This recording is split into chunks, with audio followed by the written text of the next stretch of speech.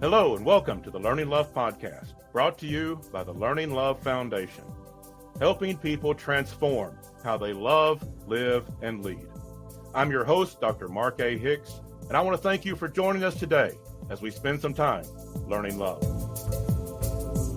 Love is the answer. Now all we have to do is explore all the questions. And today, I'm bringing a tough question. What do you do in a relationship, particularly in a marriage, romantic partnership, when you're building a life with someone and you are not being heard? You've tried and you're just tired of trying. You're just not being heard. And hopefully this show doesn't apply to you, but it probably will apply to someone that you know. So you can listen to get some good advice, or it might apply in some area. Maybe it's not overall. Maybe you feel like you're being heard in the relationship mostly, but in a particular area, you just don't seem to get through. And that's pretty common. In fact, I would say most relationships deal with this. It's not that you're not being heard entirely, but there's just an area or two that you seem to talk and your partner doesn't hear you, that it just doesn't register. It never changes, that just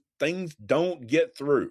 And that can be very frustrating. So let's talk about what to do in those kind of cases. When you're saying it, you're communicating the best you know how, and it's just not working, at least in that area. And maybe for some people in every area. And those relationships are tough for that to be sustained. But even in one area, it can be very, very frustrating if you feel like you're just not being heard. You're not being understood, even though you are communicating. So let's talk about what to do in that case. First of all, make sure you are actually communicating. Okay. Sometimes we pop off with stuff, or we just kind of say it casually, or we say stuff over and over again thinking that, well, surely they heard us, but not necessarily. Okay. Make sure it is clear. Make sure it's calm. Make sure that you are actually at a place where you've got that person's attention. Okay. Life gets busy. All right. If you've got kids, you've got jobs, you've got chores around the house, life gets busy. And sometimes we say stuff to each other, and within a household, you think you've been heard, but then it just kind of went in one ear and out the other. And that can happen. All right. That's not a condemnation of the relationship or anything. It's just that life is busy. Sometimes if you feel like you're not being heard, if you feel like you're communicating, make sure you are, make sure you're saying things clearly, and make sure that you are doing it in such a way that they can hear you. Don't just catch them walking by you in the hall and say, hey, remember I said to, or I asked you to, or I wanted you to. Don't just run by while you're running out the door to work and say, now remember I said, no. That's generally not going to work if it's a spot where you already know that communication is not very good. If it's something that you're in sync with, if it's something that you've talked about before and things are working fine, then that might work. Okay. But if it's a problem area, then make sure it's a time that you sit down, look a person in the eye, look that person you love in the eye and say, hey, I don't seem to be getting my point across here. So, please hear me. I'm not communicating this well enough, apparently. So let me try again. And don't do it in frustration. Don't do it in anger. Do it in a way that, kind of lets them off the hook.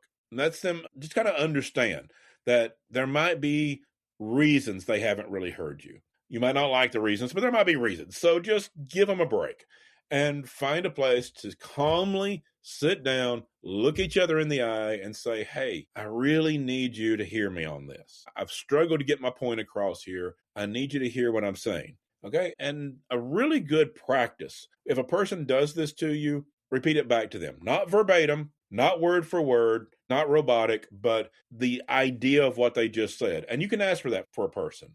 You can say, I know I've struggled to get this across. Maybe I'm not saying it right. You can kind of take some responsibility, not just point fingers of blame at them and say, could you repeat back to me, not verbatim, but just kind of the idea to let me know that I'm getting my point across this time. Those kinds of things, particularly if they're done calmly, nicely, politely, in a somewhat lighthearted way, but still a serious conversation. If we can do that and kind of practice, did you hear what I said? Not in a condemnation way, not in a, wagging your finger of blame, but, could I just make sure I'm getting this across? Could you let me know what you heard me say so that I make sure I'm communicating this right? Because this has just become an issue for us. So those kinds of conversations hopefully can solve the problem. Many times it can. Many times the reason we're not being heard is because for whatever reason in this particular place, your partner just isn't hearing. We talk about blind spots in life. We have hearing blindness as well in some spots. We just have lack of hearing in some areas of life. We may have great communication in others, but there might be those blind spots, those places that you think this is really important, but your spouse has no idea that you think this is important. They think it's just something you said. They'll get around to it when they can, or they'll address whatever issue it is as soon as they can, but they don't realize the importance of it. And so it just kind of goes in one ear, not the other, because they got more important things on their mind, or at least what they think is more important. And so make sure you have an actual, real, polite, calm conversation and make sure that is being heard, okay? Not while you're just kind of running out the door going to work. There's a big difference between those conversations taking place as you're gathering all the kids up to take them to school and running out the door to work, and when you actually sit down together and say, hey, let's talk about this. This is bothering me. Let's see if we can come to some sort of agreement on this. Big difference in those conversations. So make sure you're doing that. Make sure you're having real communication. Then let's push the envelope. Let's say you've done that. You've communicated wisely, just as we've just talked about. You've made every effort, and it's still not happening. This is just a place they are not getting it. They don't seem to care. This is not a priority for them. They can repeat it back to you, but then it just seems to be gone, and they're just not hearing you. They're not able to live into this the way you want them to. They're not able to take the actions you want them to, whatever it might be, because they just aren't getting it. At this point, there's a huge trap. There is a huge trap that you need to avoid. If someone is just not hearing you, they are not getting your point, no matter how clearly you articulate it, there is going to be a temptation to escalate the volume because it begins to feel like this is the only tool you have left. You've tried to say it, they didn't hear it. You tried sitting them down and having a really direct conversation, strong communication skills, and they still aren't getting it. And it will feel like that volume, yelling, losing your temper is the last tool you have. It's perfectly natural to feel that way. If you've done that, I'm not condemning you because that is perfectly natural to feel. And in some cases, it might work. You might get what you want, but you're going to lose something in the process. It really is a trap. One of the ways we can almost guarantee people stop listening to us is when we start yelling at them, demeaning them, chewing them out, and treating them in a hostile fashion because they didn't listen to us. I know it feels like the last ditch effort and that they pushed you to it, and maybe to get you off their back, they'll go ahead and do whatever it is, take care of whatever issue that you were wanting, but you're probably going to lose their attention in other areas. People tend to shut down when they're being yelled at. And so, let's just take an example. There was a particular chore around the house that you really wanted your spouse to take care of. And it was their skill set, not yours, whatever that might be. You couldn't do it yourself. You didn't really have the skills for it, but they did. Your spouse has the skills to take care of it, and you really wanted it to be taken care of.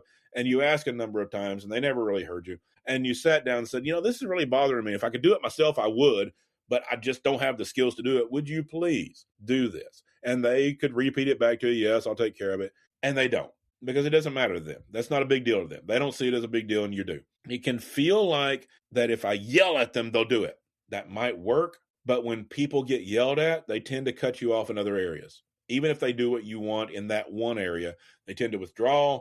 They tend to be resentful. They tend to, get angry. And sometimes they don't even do what you want because they're mad at you for yelling them over it.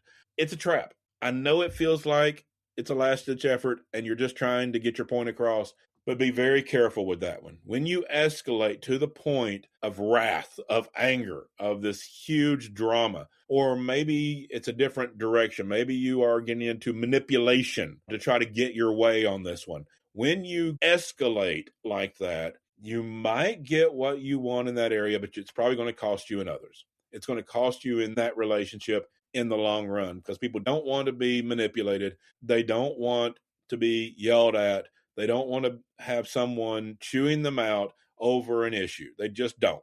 That's not how any of us want to be treated. And you say, well, they deserve it. Maybe so. Maybe they did bring it on themselves.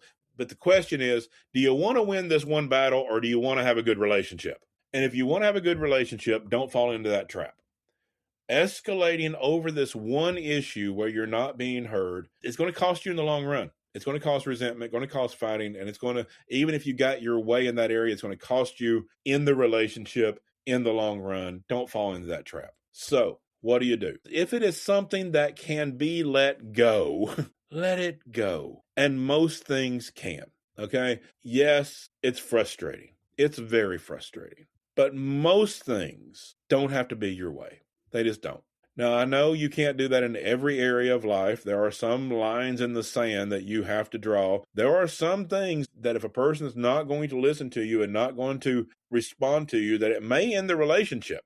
But those are very few, okay? For instance, if a person has a habit of, being overly affectionate with other people of the opposite sex, maybe not even to the point of having affairs, but they are overly affectionate, over flirtatious, and you've said numerous times, that's not how I can live. I don't want you doing that. And you've had the conversations, and they just keep doing that. That's something for some people that I can see a scenario where that might end the relationship. If you've taken every possible avenue, including, and I always say this, don't be afraid to seek counseling for stuff.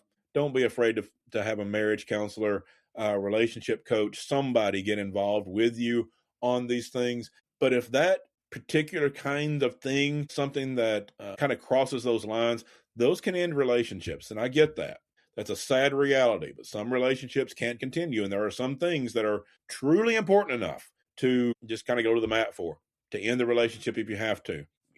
Don't do that unless you have to, but there are issues. Most things don't rise to that level. Okay. Somebody doesn't do the chore because you really wanted them to. That's not worth ending the relationship over. It's not worth damaging the relationship over. Sometimes we have to understand, and this is a hard one, the relationship is more important than this particular issue. As annoying as it might be, as frustrating as it might be, some things are more important. The relationship is more important overall than fixing this area.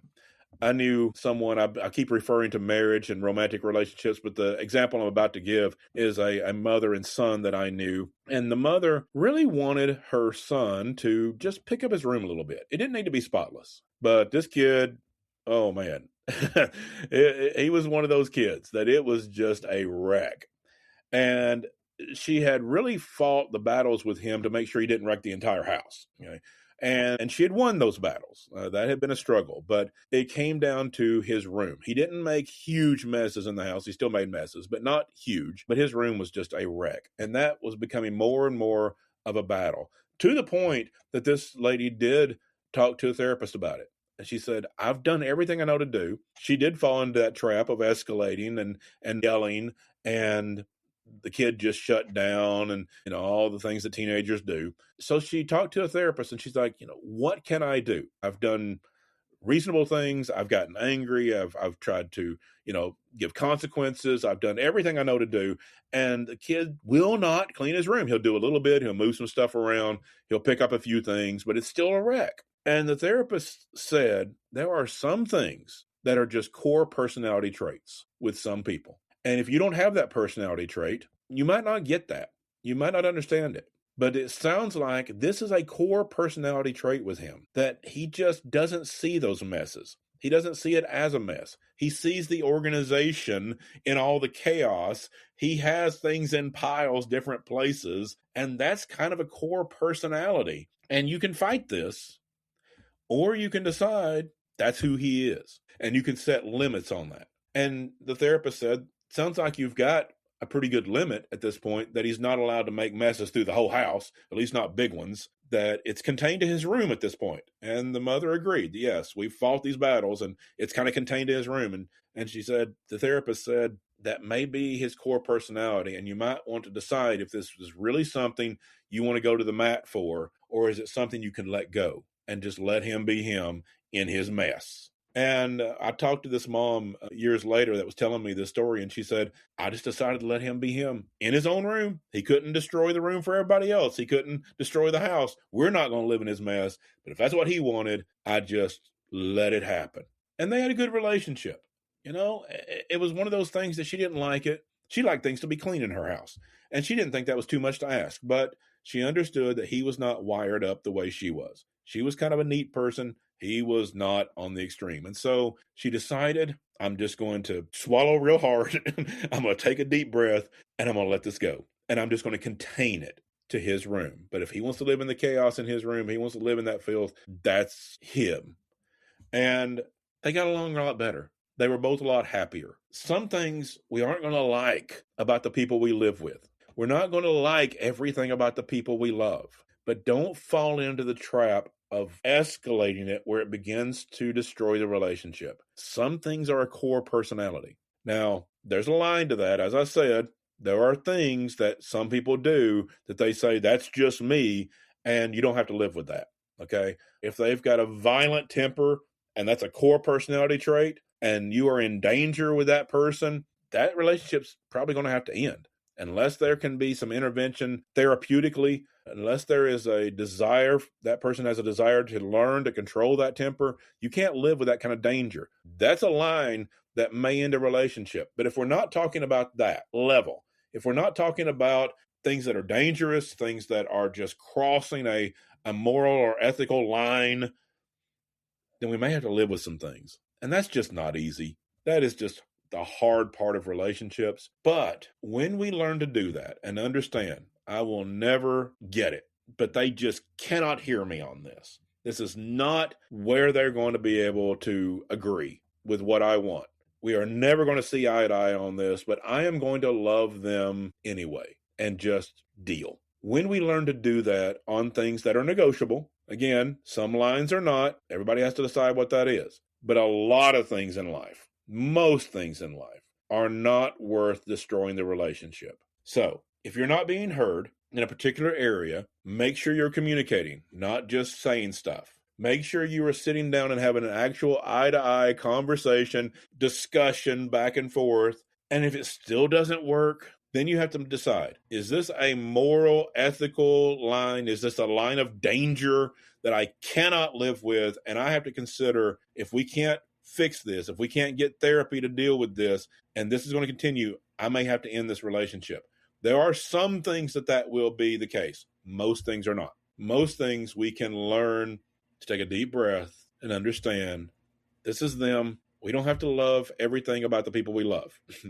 There can be some aspects we just don't like about the people we love, and we can love them anyway. And when you develop that skill to not like some things and to be clear about that in your own mind, and even with them, I don't like this, but I love you. And so I'll live with it because this doesn't put me in danger. It doesn't cross a moral or ethical line. I'll live with it. Not because I like it, but because I love you. When we can do that, we can build really good relationships, even though we may not always get our way, even though everything may not be perfect in that relationship. Relationships don't have to be perfect. They just need to be healthy. And you can build a healthy, happy relationship and still deal with that irritation. It is possible. It takes a little bit of work. And if you're struggling with it, by all means, get therapy. But most things in life, we can let it go. And that's my thoughts today as we're looking to build these healthy, happy, thriving relationships. Not always easy, but it can be done. I want to let you know that this show is brought to you by the Learning Love Foundation, and you can find out more at learninglovefoundation.com. As always, thanks to my producer, Abby Graves of Abby Graves Production, and thank you so much for listening. Until next week, love well, everyone.